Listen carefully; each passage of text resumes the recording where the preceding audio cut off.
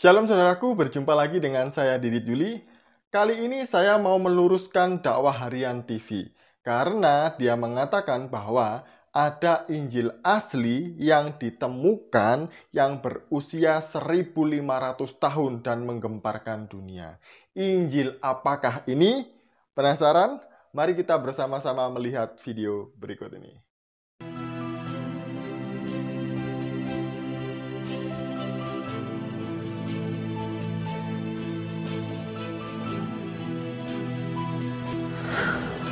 Assalamualaikum warahmatullahi wabarakatuh. Sahabat dakwah harian TV yang dirahmati Allah Subhanahu wa taala. Segala puji bagi Allah Tuhan semesta alam. Salat bertasalam tak lupa kita sanjungkan kepada junjungan kita Nabi besar Muhammad SAW, untuk keluarganya, sahabatnya, dan juga untuk umatnya.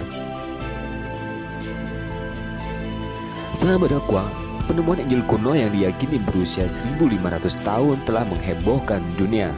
Yang membuat gempar, Injil kuno tersebut ternyata memprediksi kedatangan Nabi Muhammad SAW sebagai penerus risalah Isa atau Yesus dalam agama Nasrani. Sahabat dakwah, sebagian orang memprediksi Injil tersebut adalah Injil Barnabas. Menurut mail online, Injil yang tersimpan di Turki itu ditulis dengan tinta emas menggunakan bahasa Aramik. Inilah bahasa yang dipercaya digunakan Yesus sehari-hari. Dan di dalam Injil ini dijelaskan ajaran asli Yesus serta prediksi kedatangan penerus kenabian setelah Yesus. Alkitab kuno ini sekarang tersimpan di Museum Etnografi di Ankara, Turki. Sahabat dakwah, di dalam Injil Barnabas diungkapkan tentang akan datangnya Rasul bernama Muhammad SAW setelah Nabi Isa. Berikut ini isi Injil Barnabas yang menyebut tentang Nabi Muhammad SAW. Dalam bab 39 Barnabas yang isinya, terpujilah namamu yang kudus, ya Allah Tuhan kita, tiada Tuhan selain Allah dan Nabi Muhammad adalah utusannya. Masih pada bab 39 yang mengisahkan tentang Nabi Adam, Nabi Muhammad SAW juga disebut dalam dialog antara Nabi Adam dengan Tuhan. Apa arti kata-kata Muhammad utusan Allah? Apakah ada manusia sebelum aku? Dalam bab 41,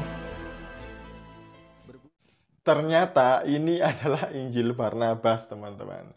Jadi saya itu kadang bingung ya dengan cara berpikir teman-teman kita ini, saudara-saudara kita ini. Alkitab yang benar-benar asli dibilang palsu. Tapi Injil Barnabas yang palsu dibilang asli. Ini sungguh cara berpikir yang terbolak-balik ya. Kenapa Injil Barnabas itu adalah Injil yang palsu? Karena Injil ini ditulis pada tahun 1600 Masehi. Tadi dia bilang ini berusia 1500 tahun. Kalau 1500 tahun itu kira-kira ya ditulis itu pada abad ke-5. Padahal sebenarnya Injil ini ditulis pada abad ke-16. Nah, yang membuat Injil ini palsu adalah Injil ini ditulis dalam bahasa Italia dan Spanyol. Seharusnya kalau ini adalah Injil yang asli, itu ditulis memakai bahasa Ibrani, Yunani, atau Aramaik. Seharusnya 3 bahasa ini ya, karena bahasa Spanyol dan Italia itu tidak ada di zaman Yesus. Jadi seperti itu harusnya. Sebenarnya Injil ini juga dipopulerkan oleh polemikus Islam yang sangat terkenal, yaitu Ahmad Didat. Dan muridnya yaitu Zakir Naik. Dua orang inilah yang mempopulerkan Injil Barnabas, yang mengklaim bahwa Injil ini adalah Injil yang asli yang mendukung kitab suci mereka. Apa ya saja yang mendukung? Sebenarnya ada banyak, beberapa yang sama yang dituliskan di dalam Injil Barnabas ini. Salah duanya, saya hanya akan sebutkan duanya saja karena ini yang selalu disinggung dan dibesar-besarkan oleh mereka. Yang pertama adalah tentang penyaliban Yesus. Nah, di dalam Injil Barnabas itu Yesus tidak disalib, tapi diserupakan oleh Yudas, baik suaranya maupun wajahnya.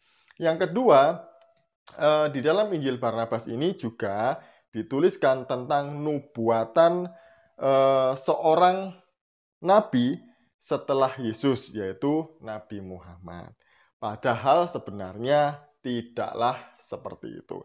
Karena Injil Barnabas ini isinya sangat bertentangan dengan kitab suci mereka kalau mereka membaca baik-baik dan secara keseluruhan.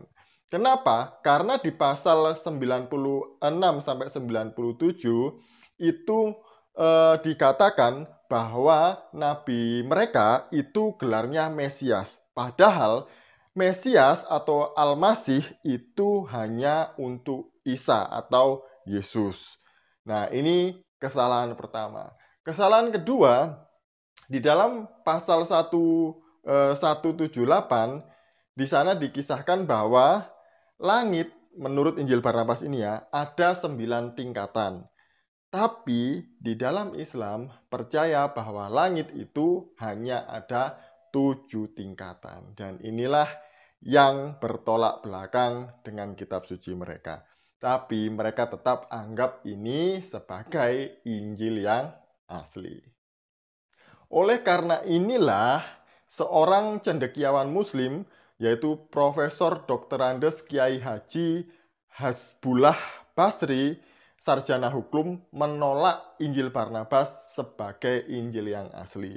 Kenapa? Karena beliau ini berpikir logis, seharusnya kalau Injil Barnabas adalah Injil yang asli, itu ditulis dalam bahasa Yunani, Ibrani, dan juga Aramaik. Tapi kenapa kok Injil Barnabas ditulis dalam bahasa Italia dan Spanyol? Jadi menurut beliau, seorang cendekiawan Muslim tadi ini adalah Injil palsu. Tapi Ahmad Didat dan Zakir Naik menggembor-gemborkan bahwa ini adalah Injil yang asli. Hal-hal yang lain yang mendukung bahwa Injil ini adalah Injil palsu karena ada beberapa kesalahan sejarah atau kesalahan geografis di dalamnya. Di dalam pasal 20, Injil Barnabas mencatat bahwa Yesus dari Galilea ke Nazaret itu berlayar atau naik perahu. Padahal di Galilea itu adalah dataran rendah. Dan juga Nazaret ini adalah dataran tinggi. Jadi tidak mungkin orang naik gunung itu pakai perahu. Ini konyol. Kemudian pasal 21 dikatakan Yesus itu dari Nazaret ke Kapernaum itu mendaki. Padahal Nazaret ini letaknya lebih tinggi daripada Kapernaum. Seharusnya Yesus turun bukan mendaki. Nah, inilah yang membuktikan bahwa penulis Injil Barnabas itu tidak tahu peta pada waktu itu atau letak geografis pada waktu itu. Maka disebut Injil ini adalah Injil palsu dan kami umat Kristen sangat menolak Injil Barnabas.